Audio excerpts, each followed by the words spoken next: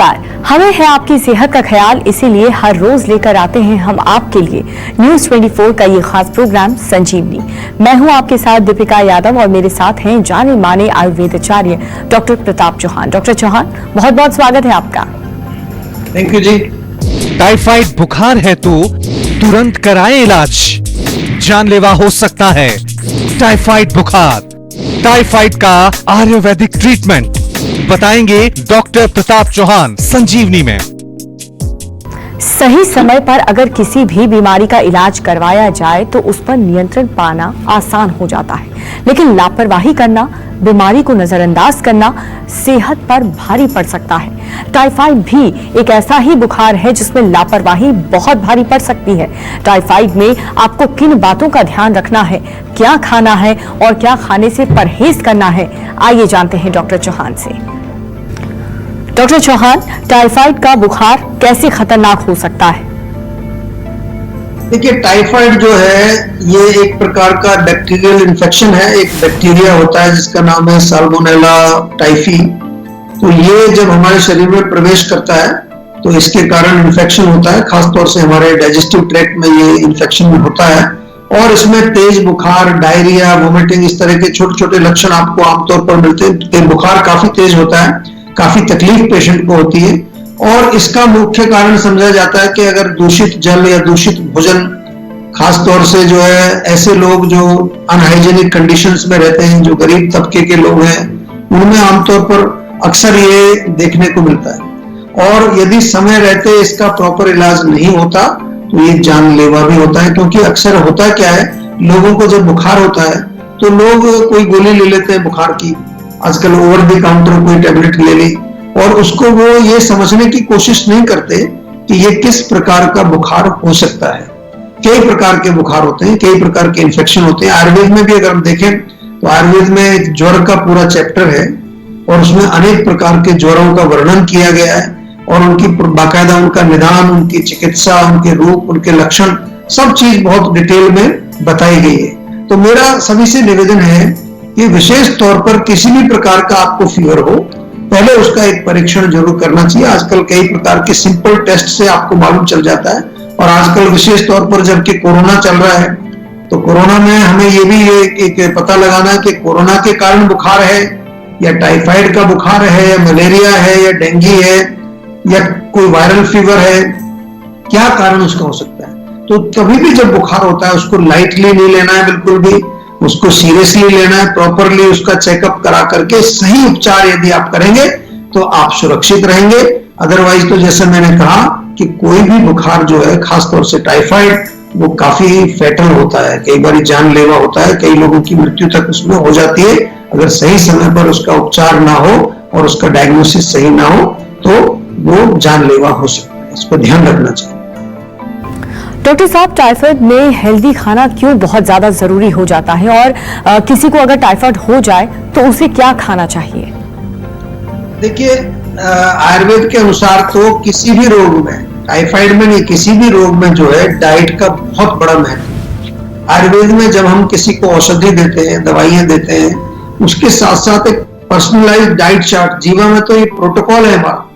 कोई भी पेशेंट हो, किसी भी माध्यम से हमारे पास आ रहा है, उसका एक पर्सनलाइज्ड डाइट चार्ट जाता है, जिसको हम आयुर्वेद में कहते हैं पथ्य सेवन। क्योंकि जो अपथ्य सेवन यदि आप करेंगे तो फिर दवाई लेने का क्या फायदा। अपथ्यम किम औषधि, जो आप अपथ्य सेवन करेंगे, डाइट फॉलो नहीं करेंगे तो इससे बेहतर तो दवाई मत लीजिए, क्या फायदा। उससे फायदा होगा भी तो आप उतना ही नुकसान करेंगे। इसलिए जो है डाइट फॉलो करने के लिए, जैसा कि आपने पूछा कि क्या क्या टाइफाइड में हमें क्या क्या डाइट का जो ध्यान रखना चाहिए, तो क्योंकि टाइफाइड एक इन्फेक्शन है और खासतौर से हमारे डाइजेस्टिव ट्रैक्ट को वो इंपैक्ट करता है, तो सबसे पहले क्या करना है, हमें खाना बिल्कुल हल्का खाना है। किसी भी प्रकार का बुखार होता है उसमें हम लघु आहार या लंघन चिकित्सा की बात आयुर्वेद में करते हैं। तो बॉइल्ड वेजिटेबल्स खाइए, जैसे वेजिटेबल में भी लौकी, तोरी, टिंडा, इस तरह की चीजें जो सुपाच्य हैं, आसानी से पच जाती हैं। सब्जियों का सूप भी बहुत अच्छा रहता है, थोड़ा थोड़ा उसमें आप सेवन करें जो आसानी से पच जाए, आपकी आंतों पर ज्यादा लोड ना डाले। मूंग की दाल उबाल करके उसका पानी, जैसे मूंग की दाल का सूप बना करके आप पी सकते हैं। मूंग की दाल 3 हिस्सा जो स्प्लिट मूंग जो होती है, छिलके वाली जो मूंग की दाल होती है, वो हरे वाली, वो ले लीजिए और उसमें एक हिस्सा चावल, 3 हिस्सा दाल, 1 हिस्सा चावल डाल करके उसकी खिचड़ी आप बना सकते हैं। बहुत बढ़िया काम करती है। जितने भी आपको कोई फ्रेश फ्रूट्स मिले सीजनल, उनको आप सेवन करें। उनका छिलका जरूर उतार दीजिए, छील करके खाना है। पपीता आप खा सकते हैं या कोई और सॉफ्ट फ्रूट जो आसानी से पच जाए, उसका सेवन कर सकते हैं। ताजे फलों का रस भी थोड़ा ले सकते हैं। ये सब चीजें इजीली डाइजेस्टेबल हैं और इससे आपको ताकत भी मिलेगी, पोषण भी मिलेगा। और पानी को उबाल करके पीना है, ऐसे डायरेक्ट पानी नहीं पीना। 1-2 लीटर पानी उबाल करके रख लीजिए, वही पानी आपको दिन भर थोड़ा थोड़ा करके पीते रहना है। इस प्रकार से आप अगर टाइफाइड से पीड़ित हैं तो इस प्रकार की डाइट रखेंगे, साथ में औषधि भी लेनी है, तो आप बिल्कुल खतरे से बाहर रहेंगे। आप ठीक हो जाएंगे। थोड़ा टाइम जरूर लगता है, उसमें एक उसका टाइम पीरियड होता है।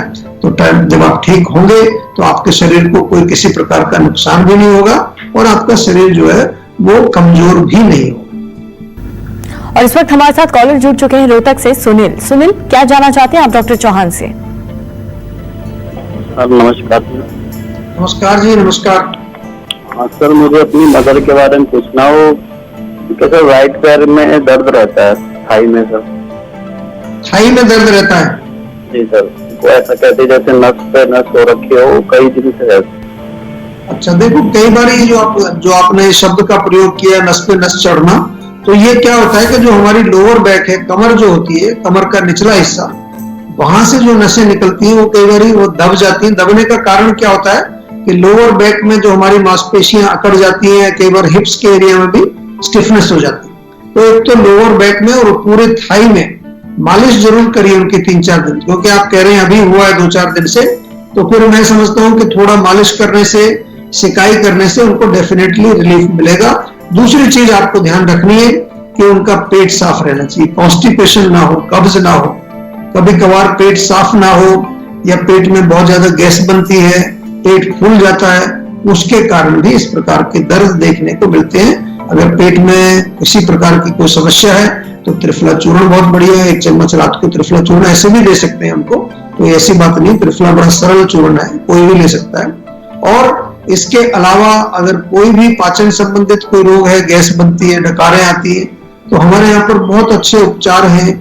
डाइजेस्टॉल एक चूर्ण बहुत बढ़िया है, पाचक वटी हमारी बड़ी अच्छी है। इसके अतिरिक्त जो है अगर आप लिवर के लिए चाहें तो लिगोन सिरप बहुत अच्छा है। ये चीजें तो आपको ऐसी अवेलेबल है, ऑनलाइन जाकर के आप खुद भी मंगा सकते हैं। लेकिन अगर आप समझते हैं कि रोग ज्यादा थोड़ा गंभीर है, पुराना है, तो फिर उसको प्रॉपर चेकअप कराना चाहिए, देखना चाहिए कि क्या कारण उसका हो सकता है। और उसके लिए सरल सा आपको एक जो नंबर हमारा स्क्रीन पर दिखता है, इस पर कॉल करके अपना नाम लिखवा दीजिए, नंबर लिखवा दीजिए। हमारे डॉक्टर से आपको कॉल बैक करेंगे और आपकी माताजी से डिटेल में बातचीत करके पूरा रोग समझेंगे और उनको आयुर्वेदिक उपचार बताएंगे। डॉक्टर चौहान, आपने ये तो बता दिया कि क्या खाना चाहिए, लेकिन अगर टाइफाइड हो जाए तो किन चीजों को खाने से परहेज करने की जरूरत है? देखिए, ये भी बहुत अच्छा प्रश्न है, क्योंकि अगर हमें ये नहीं पता होगा क्या नहीं खाना तो भी गड़बड़ हो जाएगी। तो जैसा मैंने कहा कि क्योंकि हमारे जो है डाइजेस्टिव सिस्टम में ही ये इन्फेक्शन है और वो काम नहीं कर रहा है ठीक से, तो हैवी चीजें नहीं खानी, गरिष्ठ भोजन का सेवन नहीं करना है, गैस बनाने वाली चीजें नहीं खानी है, बादी वाली चीजें जिसको हम आमतौर पर आपसे कहते हैं, उनका सेवन नहीं करना है, क्योंकि वो पचेंगे नहीं। और जो चीज पचेगी नहीं वो एक विषैला तत्व बनाएगी, जिसको हम आयुर्वेदिक भाषा में क्या कहते हैं, आम बोलते हैं। और आम यदि आपकी आंतों में बन गया तो वो बैक्टीरिया को और ज्यादा ग्रोथ कराएगा वहां पर, क्योंकि आम जो है वो किसी भी माइक्रोब की ग्रोथ के लिए एक सहायक मीडियम होती है। तो उड़द की दाल नहीं खानी, गोभी नहीं खानी, भिंडी नहीं खानी, राजमा, छोले जो सफेद वाले जो चना होता है वो नहीं खाना है। डीप फ्राइड कुछ भी, कोई डीप फ्राइड चीज, पकौड़ा, समोसा या पूरी, कचौड़ी या इवन पराठा इत्यादि भी आपको सेवन नहीं करना। ये सारी चीजें हैवी होती है। किसी प्रकार की मिठाई भी मत खाइए। मिल्क प्रोडक्ट्स विशेष तौर पर जो है, कोई पनीर वगैरह या कोई हैवी जो बहुत ज्यादा जो जिसमें ऑयली ग्रीजी है, बहुत ज्यादा घी डला हुआ है, ऐसी चीज का सेवन भी आपको नहीं करना है। कोल्ड ड्रिंक बिल्कुल नहीं पीनी है, चाय, कॉफी, अल्कोहल बिल्कुल भी सेवन नहीं करना है। किसी भी प्रकार का जंक फूड आपको नहीं खाना है।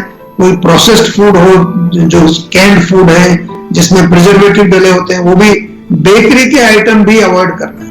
कोई भी बिस्किट वगैरह, ब्रेड वगैरह, आमतौर पर मैंने देखा है लोगों को जब बुखार होता है तो वो ब्रेड टोस्ट खाते हैं, वो नहीं करना है। अगर इससे तो बढ़िया अच्छा एक पतली सी चपाती आप बना लीजिए, फुल्का बना लीजिए, उसको लौकी की सब्जी के साथ खा सकते हैं। मैदे वाली चीज बिल्कुल कोई भी नहीं खानी है, और कोई भी सलाद या कच्ची सब्जियां भी आपको सेवन नहीं करना है, नॉन वेज भी नहीं खाना है बिल्कुल। तो ये सब ध्यान रखना है अगर आप टाइफाइड से पीड़ित हैं, ताकि आपके जो है डाइजेस्टिव सिस्टम को थोड़ा सा आराम मिले। जितना उसको आप रेस्ट देंगे उतना जल्दी वो अपनी ताकत को वापस प्राप्त करेगा।